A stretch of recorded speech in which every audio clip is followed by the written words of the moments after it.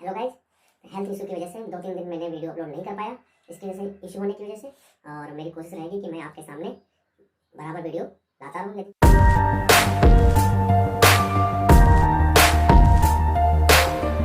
Hi guys, जय हिंद। आपके सामने जो भी मेरे चैनल पे है, चैनल को लाइक और सब्सक्राइब करते जाइए। मैं आपके लिए लाया हूँ आज डाइजोनियम सॉल्ट कैसे बनाते हैं। डाइजोनियम सॉल्ट से हम कैसे फॉर्मेशन करते हैं हेलो क्लोराइड, हेलो एरिन या हेलो एल्केन कैसे फॉर्मेशन होता है बाई डाइजोनियम सॉल्ट। तो सेंटमेयर बाई सेंटमेयर रिएक्शन। तो सेंटमेयर रिएक्शन में क्या करते हैं हम, आई विल टेक टू अमीन। अमीन लेते हैं इन प्रेजेंस ऑफ कंसंट्रेटेड या डाइल्यूटेड HCl सल्फ्यूरिक एसिड या acetic acid. Change of the solvent acetic acid, sulphuric acid and HCl। 6 normal HCl use करते हैं और लगभग 50% हम sulphuric acid and pure acetic acid use करते हैं। तो डाइजोनियम सॉल्ट फॉर्मेशन होता है। तो डाइजोनियम सॉल्ट बनता है Na2 plus Cl after addition of copper chloride, formation of chlorine, and copper bromide, formation of bromine, and after addition of HFBF4, boric diboric fluorides, tetrafluoroborate. This is formation of fluorine, fluorobenzene. This type of formation of the diazonium salt. So according to Sandemeyer reaction, the formation of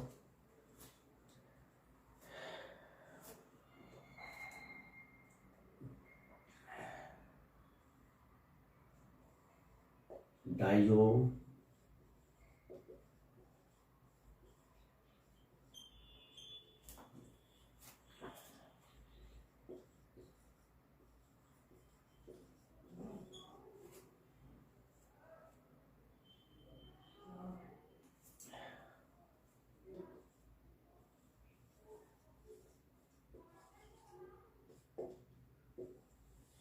the name reaction is Sandemeyer reaction. Diazonium salt, Sandemeyer reaction.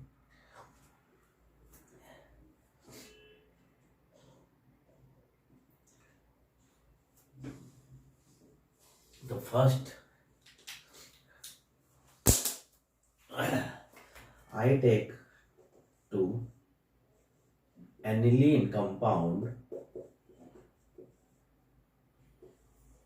This aniline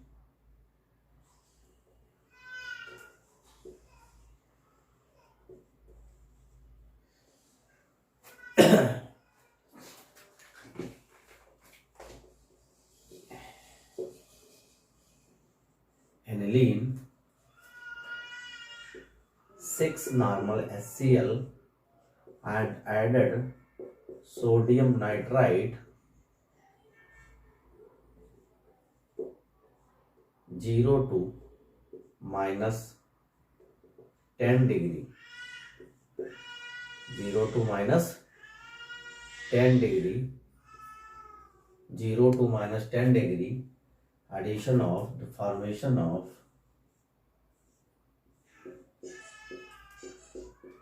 Na2Cl plus. This is diazonium salt formation. The presence of sodium nitrite 6 normal HCl 0 degree to minus 10 degree. So formation of added CuCl2 copper chloride. Addition of copper chloride diazonium salt to formation of copper chlorobenzene. This is chlorobenzene.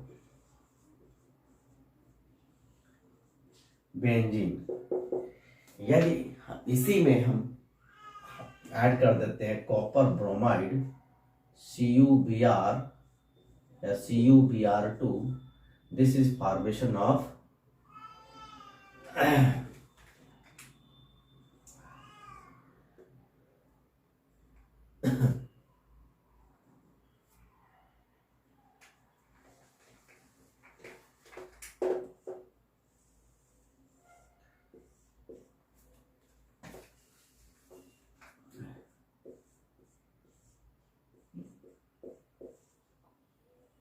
CuCl copper chloride या CuCl2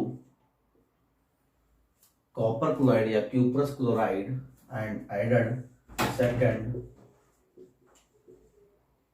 copper bromide or CuBr2 to formation of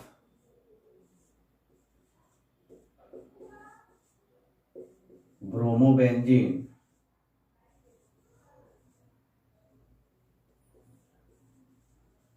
chlorobenzene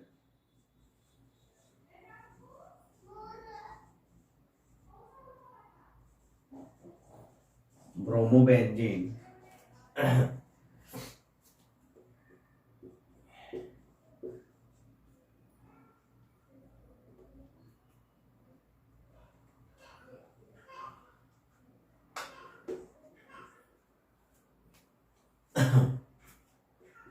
and added copper iodide to formation of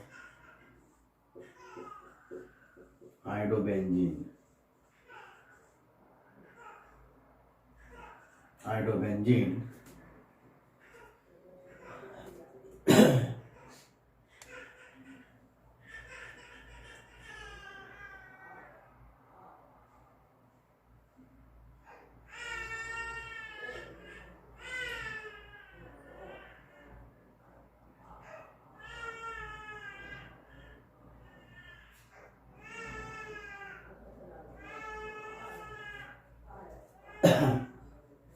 and third HFBF4 boric acid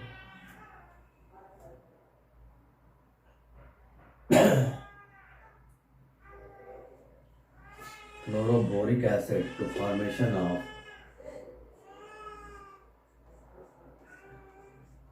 chlorobenzene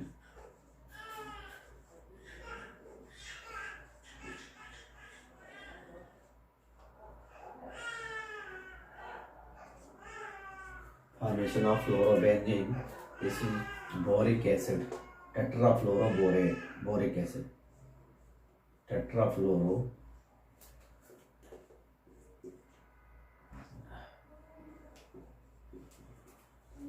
copper bromide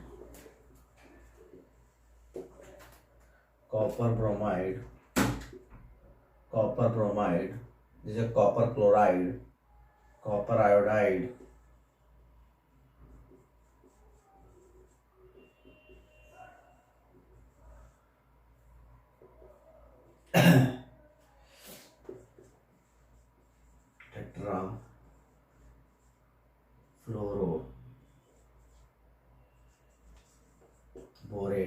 tetrafluoroboric acid.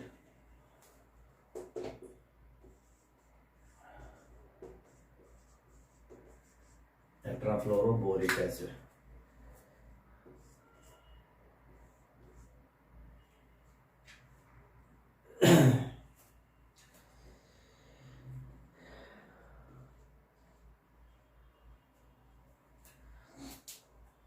Copper bromide, copper iodide and tetrafluoroboric acid addition to formation of fluorine, copper chloride, diazonium salt formation minus 30 minutes after addition.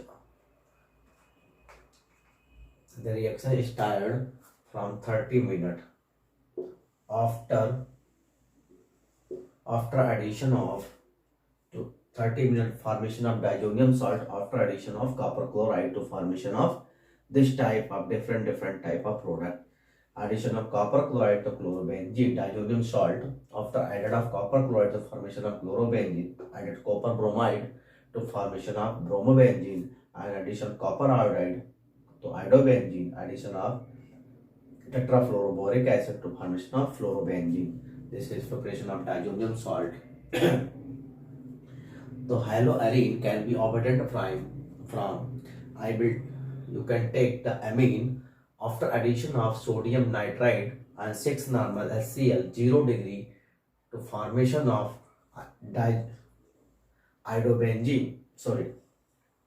chlorodiazonium salt,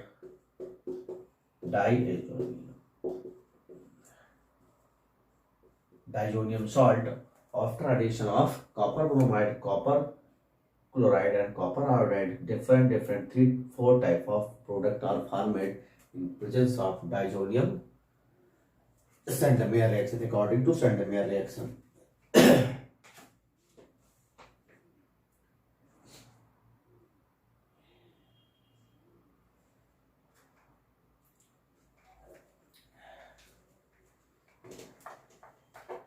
But this reaction, the fluorobenzene, this reaction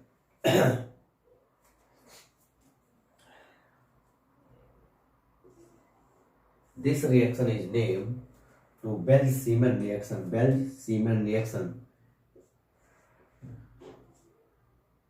Bell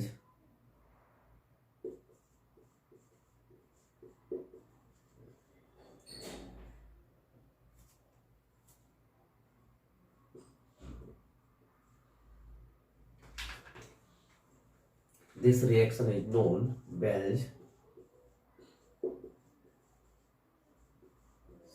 reaction. Barak diazonium salt after addition of tetrafluoroboric acid, formation of fluorobenzene.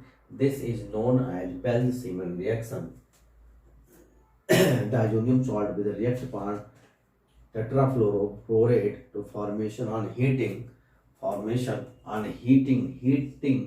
to formation of fluorobenzene.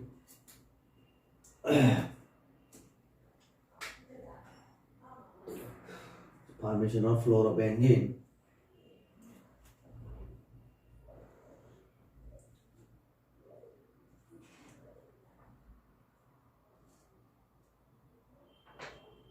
This is formation of fluorobenzene. This is called diazonium salt by Sandmeyer reaction to formation of this type of product.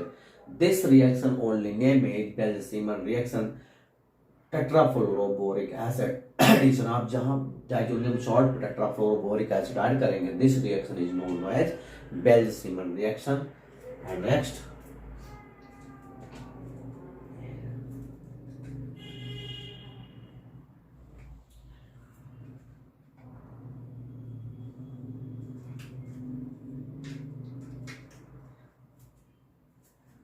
copper iodide या potassium iodide also add to formation of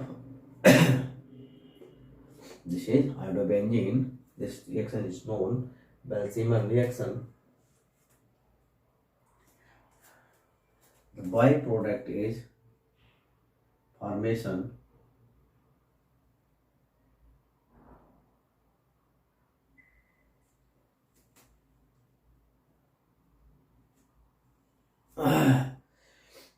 after formation of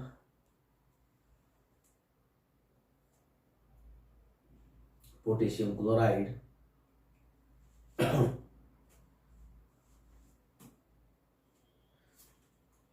The formation of potassium chloride या copper chloride CuCl, both are formation this type of compound. This compound is formation of BF3 plus N2 gas liberate. N2 gas, all of reaction is liberate. N2 gas liberate formation of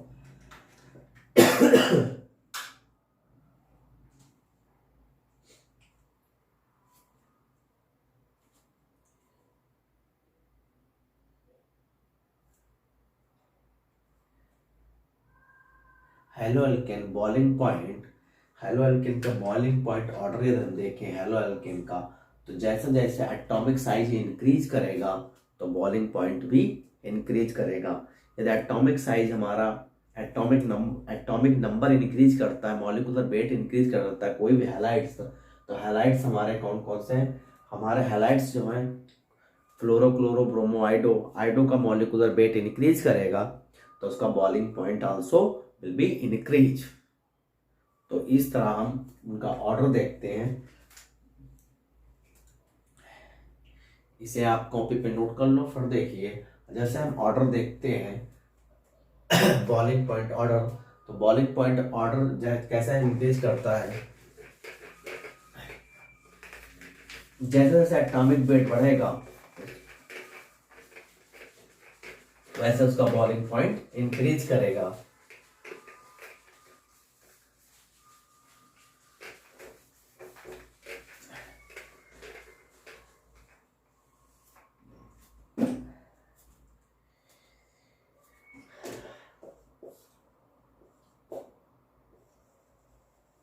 boiling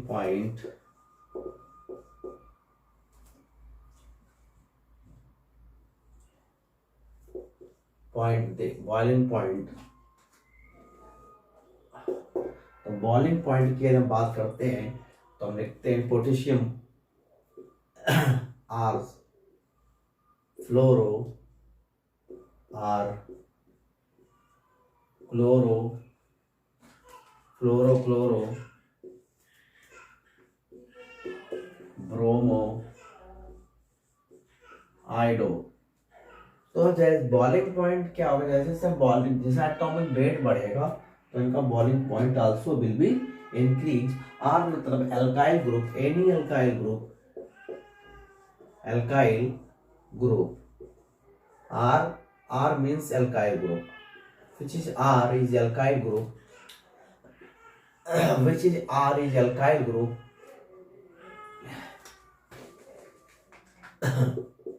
RF, where R is alkyl group, R means होता है methyl comma ethyl and propyl butyl any alkyl group. तो हम देखेंगे जैसे जैसे atomic size increase करता है इसका बॉइलिंग पॉइंट, जैसे जैसे एटॉमिक नंबर इंक्रीज करेगा हमारा बॉइलिंग पॉइंट भी इंक्रीज करेगा।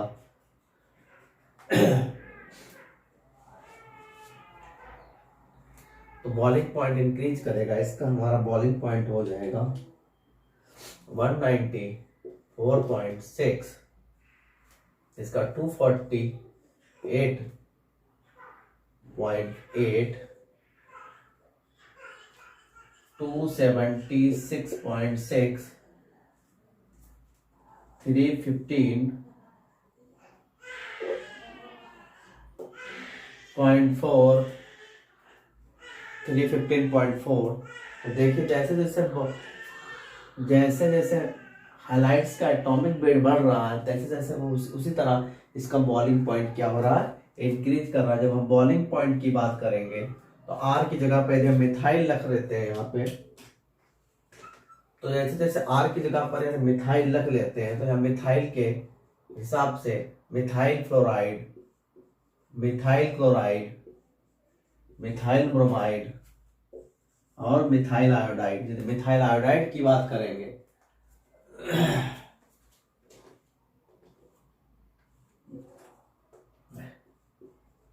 Methyl chloride, methyl bromide and methyl iodide. देखो जैसे जैसे आयोडो का एटॉमिक वेट इंक्रीज हुआ तो इसका बॉइलिंग पॉइंट भी इंक्रीज हुआ।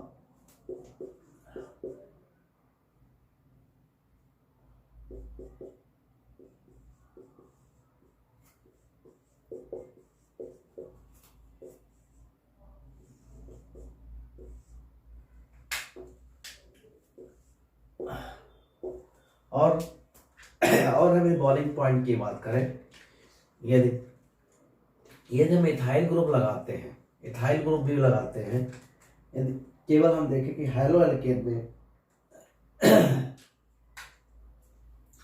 यदि हम चैन इंक्रीज कर रहे हैं, यदि ब्रांच चैन इंक्रीज करेंगे, hello alkene branch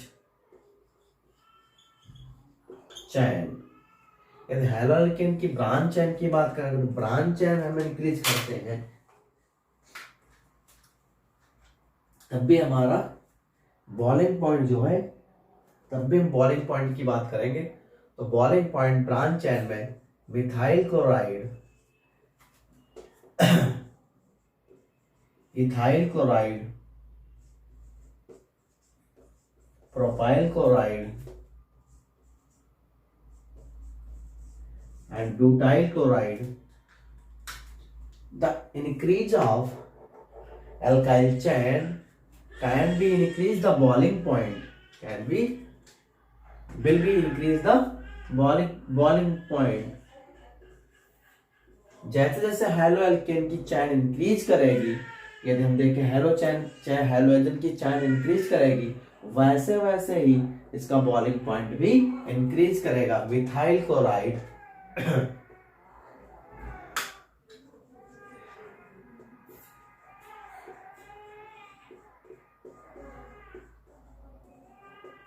methyl chloride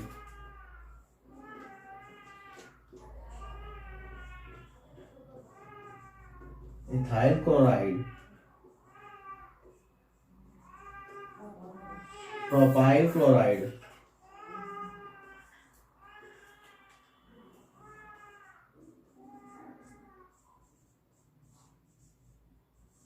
butyl chloride, इस तरह है उसका सबका बॉइलिंग पॉइंट भी आल्सो इंक्रीज यह increase the hello increase the alkyl chain can increase the branch can increase the alkyl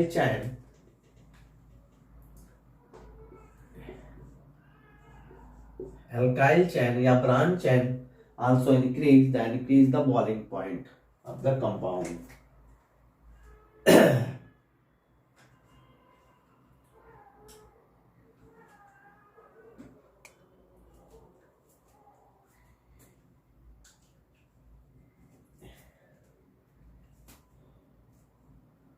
इसका boiling point 248.8 and 285.5, 320,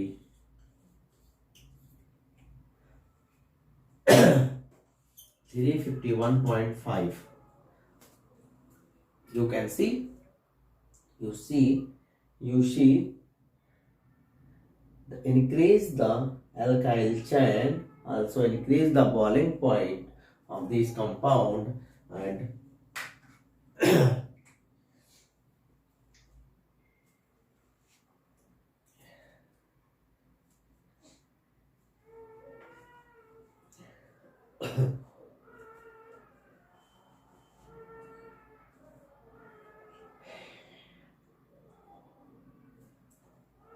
as well as the haloalkane and haloarine also can increase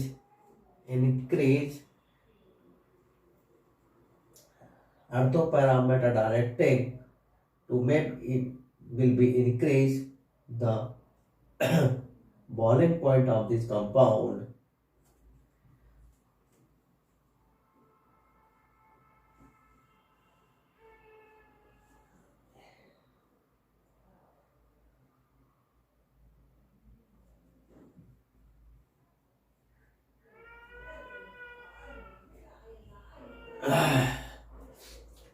After second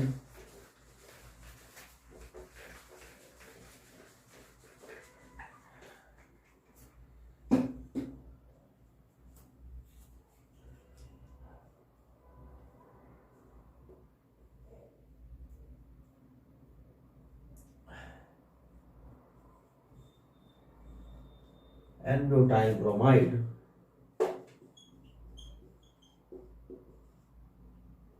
isobutyl bromide,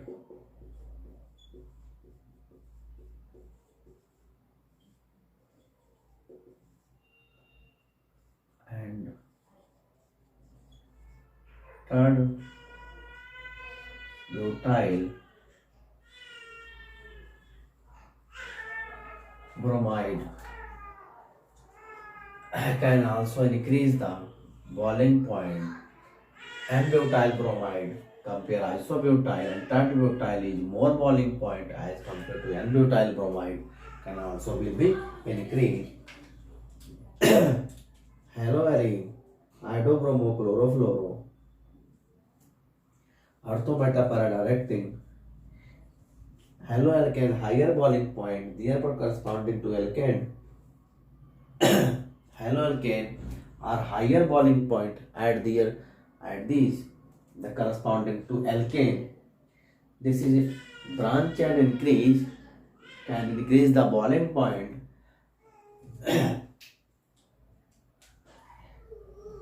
The melting point or boiling point always increase the position of haloarine can increase the haloarine boiling point ortho directing as compared to para directing as compared to meta directing.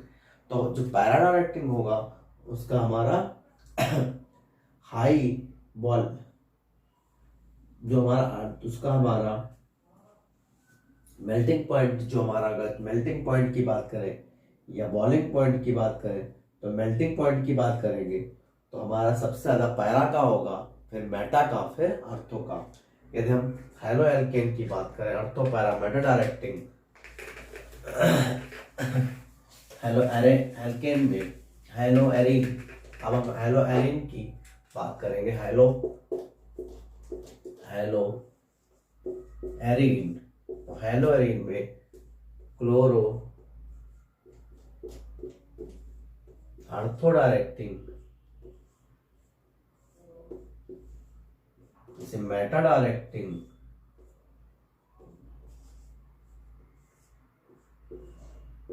Para directing, इसे para directing.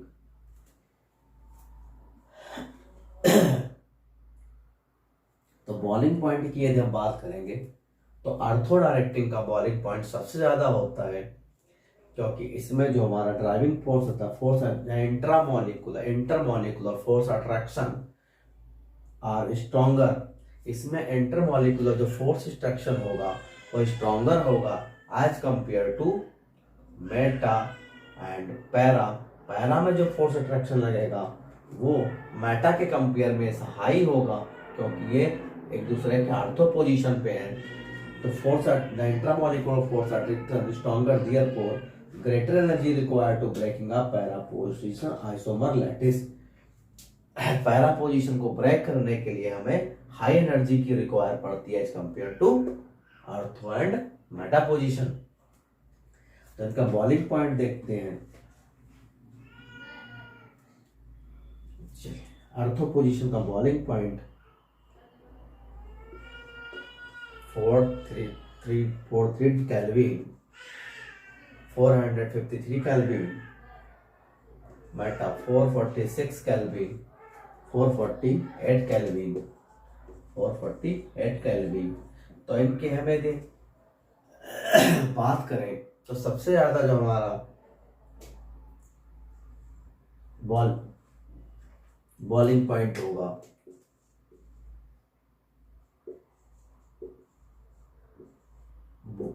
Boiling point, अर्थो का boiling point सबसे ज्यादा होता है। अर्थो का सबसे ज्यादा boiling point as compare to meta and para. तो पैरा पे बॉलिंग पॉइंट, अर्थो पैरा का बॉलिंग पॉइंट सबसे ज्यादा होता है। इसका जो ऑर्डर बनेगा हम देखेंगे अर्थो पैरा डायरेक्टिंग का बॉलिंग पॉइंट का।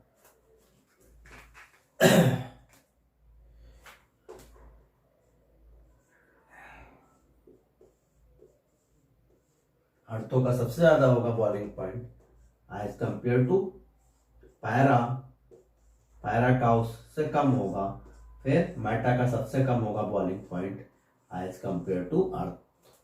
तो इसका जो ऑर्डर हो जाएगा बॉलिंग पॉइंट का, अर्थो का सबसे ज्यादा होता है, फिर पैरा का, फिर मेटा का बॉलिंग पॉइंट। और मेल्टिंग पॉइंट की बात करें तो मेल्टिंग बॉलिंग पॉइंट की बात करेंगे तो अर्थो का सबसे ज्यादा बॉलिंग पॉइंट होता है, और फिर हमारा पैरा का बॉलिंग पॉइंट आएगा, फिर मेटा का बॉलिंग पॉइंट आएगा। और यदि हम बात करते हैं अर्थो पैरा मेटा डायरेक्टिंग की, यदि हम इसका मेल्टिंग पॉइंट की बॉलिंग पॉइंट की बात कर रहे हैं, मेल्टिंग पॉइंट का सबसे ज्यादा हमारा, और यदि हम इस बॉलिंग पॉइंट की बात होगी, हम मेल्टिंग पॉइंट की बात करें, मेल्टिंग पॉइंट की बात करें तो सबसे ज्यादा मेल्टिंग पॉइंट पैरा पोजीशन का होगा, फिर मेटा, फिर अर्थो का। तो मेल्टिंग पॉइंट की जहां बात आए, यदि इसमें पूछते हैं कि increasing order of the melting point of ortho chloro, meta chloro and para chloro melting point, तो सबसे ज्यादा जो हमारा होगा मेल्टिंग पॉइंट पैराक्लोरो का होगा, फिर मेटाक्लोरो का आएगा, फिर अर्थोक्लोरो का आएगा। और यदि हमारा बॉइलिंग पॉइंट की बात की जाए तो अर्थोक्लोरो का सबसे ज्यादा बॉइलिंग पॉइंट होता है as compare to para, as compare to meta. तो मेटा का सबसे कम बॉइलिंग पॉइंट होता है और अर्थो का सबसे ज्यादा, फिर पैरा का, फिर मेटा का बॉइलिंग पॉइंट। सॉल्वेंट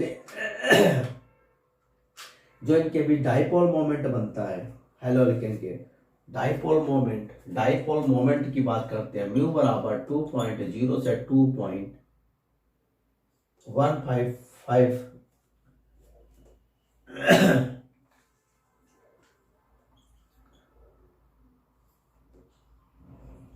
1.5 जो इनका डाइपोल मोमेंट होता है। तो पहले dipole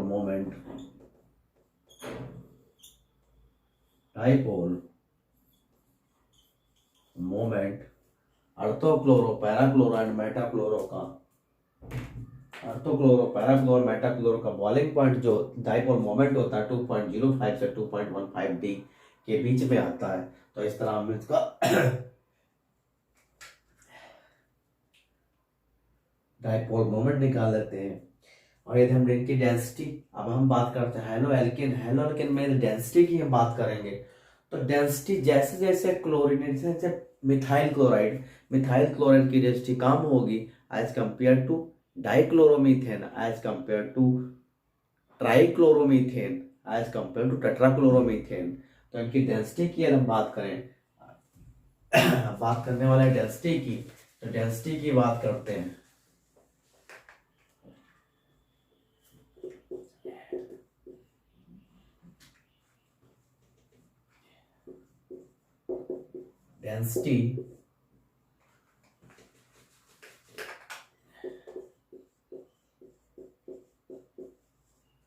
density of हैलोअल्केन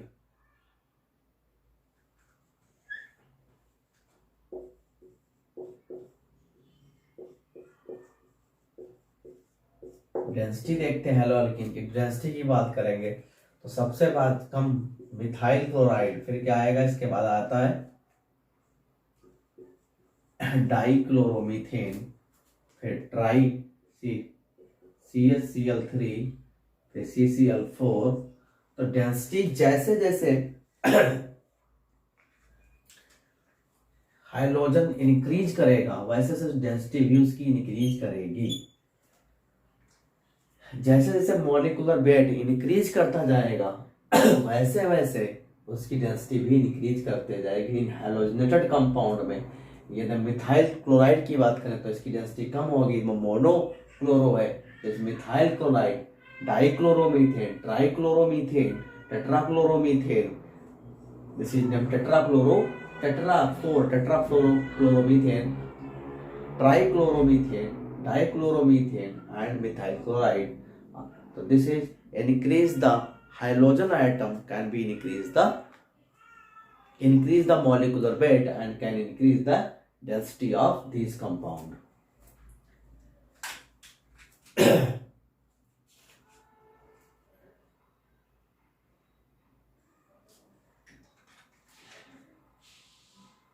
And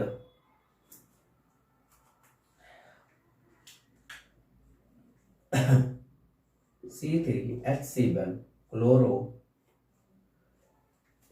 C3H7 bromo, C3H7 iodo.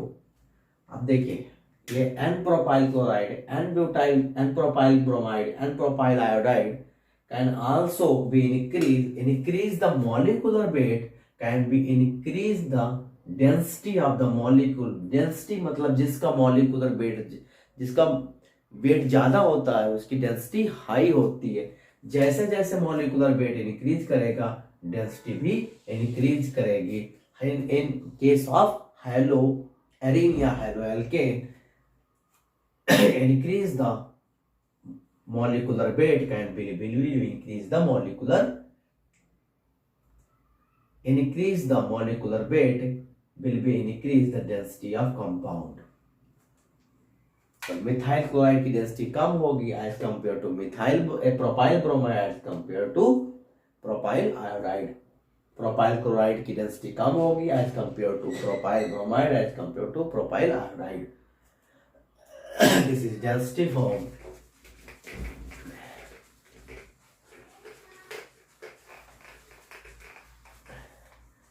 This is order of density. Density order हो गया. Order of density. Order of density. यदि डाइपोल मोमेंट की बात करें, यदि हम एल्केन में अब इसका डाइपोल मोमेंट की बात करें, तो डाइपोल मोमेंट की यदि हम बात करें तो dipole moment methyl chloride, methyl chloride, methyl bromide and methyl iodide, ये 4 हाइड्रोजन कंपाउंड. इसमें यदि हम बात करें डाइपोल मोमेंट की, तो dipole moment haloalkane polar compound can the polarity depend upon the electronegativity of halogen atom. The halo compound is the polar compound will be increase the dipole moment depend upon the electronegativity of the halo group. तो depend करेगा hydrogen group पे कि dipole moment. तो सबसे ज्यादा dipole moment जो होता है हमारा मिथाइल क्लोराइड का होता है, फिर आता है मिथाइल फ्लोराइड, फिर methyl bromide, methyl iodide. Methyl chloride की सबसे ज्यादा डाइपोल मोमेंट होता है फ्लोराइड, फिर ब्रोमाइड, फिर आयोडाइड से. This is dipole moment. Dipole moment of fluoromethane is less than the chloromethane. It is probably due to very small size of fluorine atom. Fluorine atom very small size. This is fluorine atom is bond length is very small and this is low molecular weight. This is the fluoromethyl is less the dipole moment as compared to chloromethyl chloride.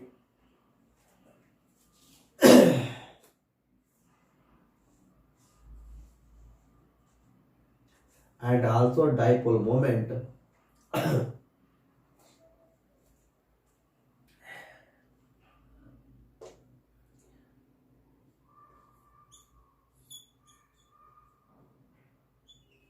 and dipole moment chlorobenzene,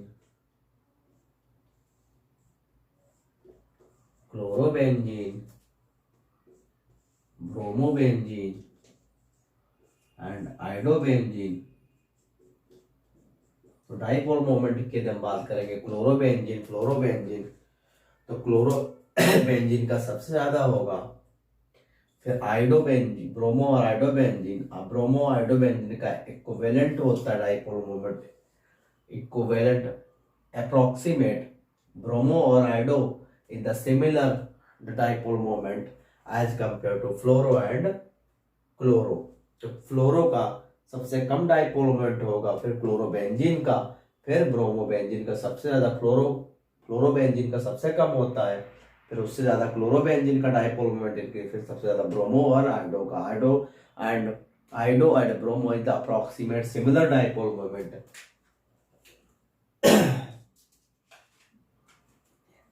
तो इसका 1.60 होता है, इसका 1.69 होता है, और इन दोनों का 1.70 डाइपोल मोमेंट होता है. Dipole moment D.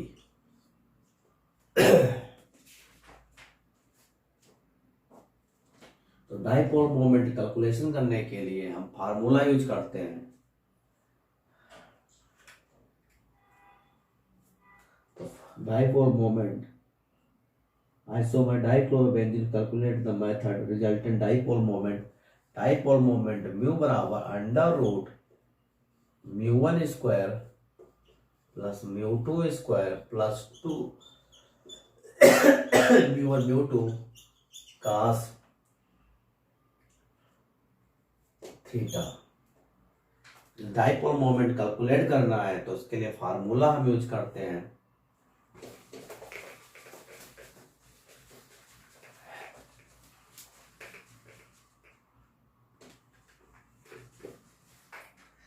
Dipole moment calculate कर डाइपोल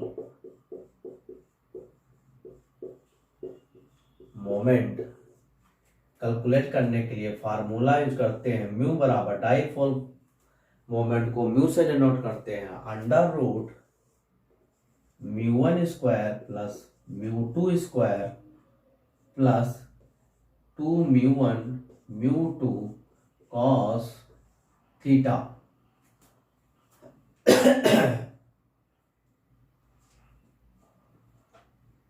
तो डाइपोल मोमेंट कैलकुलेट करने के लिए यदि हम क्लोरोबेंजीन में देखें, क्लोरोबेंजीन में अर्थोक्लोरोबेंजीन में देखें तो यहाँ पे जो बॉन्ड एंगल होगा, यहाँ पे बॉन्ड एंगल 60 डिग्री होता है।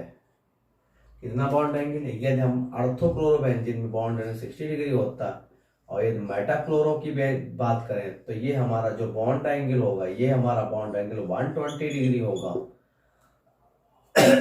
तो cos 60 का मान कितना होता है? तो under root mu one square plus mu two square plus 2 mu one mu two cos 60 degree. cos 60 का मान tan 30 का मान हाफ होता है। tan 30 का मान कितना होता है? Under half. तो म्यू1 स्क्वायर तो cos 60 का मान cos 60 बराबर 1/2। cos 60 का मान जो होता है ट्रिग्नोमेट्री टेबल में हाफ, तो mu one square plus mu two square plus 2 mu one mu two 1/2, half half cut जाएगा तो ये आ जाएगा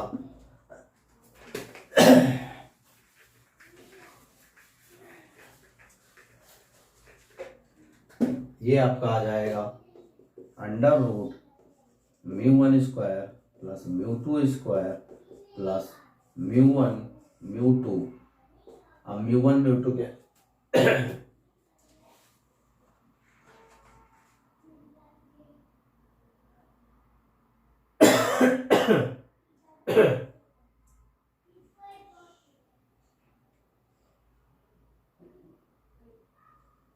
तो डाइपोल मोमेंट हम कैसे कैलकुलेट करते हैं? इसके लिए ये फार्मूला बन जाता है। तो ये फार्मूला आप याद कर लो डाइपोल मोमेंट करने के लिए। अब यदि पे हम म्यू1 म्यू2 क्लोरो है 1 यदि हम लेते हैं इसका तो टोटल हमारा 3 आ जाएगा। 3 का यदि हम 1 क्लोरो 2 क्लोरो इसको यदि म्यू1 मान लेते हैं और इसको म्यू2 मान लेते हैं म्यू1 म्यू2, तो इनका डाइपोल मोमेंट हम देखेंगे। सबसे ज्यादा डाइपोल मोमेंट किसमें होगा? हम डाइपोल मोमेंट हम कैलकुलेट करते हैं तो यहाँ अंडर रूट 3 आ जाएगा। 1 रखते हैं तो यहाँ पे 3 आ जाएगा। अंडर रूट 3 का 1.73 डी। तो क्लोरोबेंजीन का जो इसमें हमें मिल रहा है 1.73 डी, बट यदि हम मानते हैं तब ये निकलेगा। वैसे 1.6 डी आता है, अप्रॉक्सीमेट 1.6 डी अर्थोक्लोरोबेंजीन का।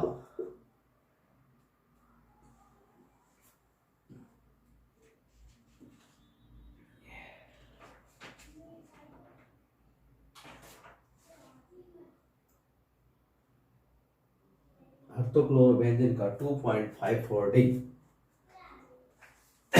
जो अर्थोक्लोरोबेंजीन होता है 2.54 डी हम कैलकुलेट करके बताएंगे आपको अगले नेक्स्ट वीडियो में। 2.54 डी कैसे निकालते हैं इसका डाइपोल मोमेंट, किसी भी कंपाउंड का हम डाइपोल मोमेंट कैसे कैलकुलेट करते हैं उसको हम डिस्कस करेंगे नेक्स्ट वीडियो में। तो आप तब तक के लिए यहीं पे जय हिंद। जो भी चैनल पे हैं वो लाइक और सब्सक्राइब करते रहें। Thank you to all of you guys, video देखते रहें और मेरा जिससे आप सब्सक्राइब करते रहेंगे तो मैं आपके लिए नए नए वीडियो अपलोड करता रहूँगा।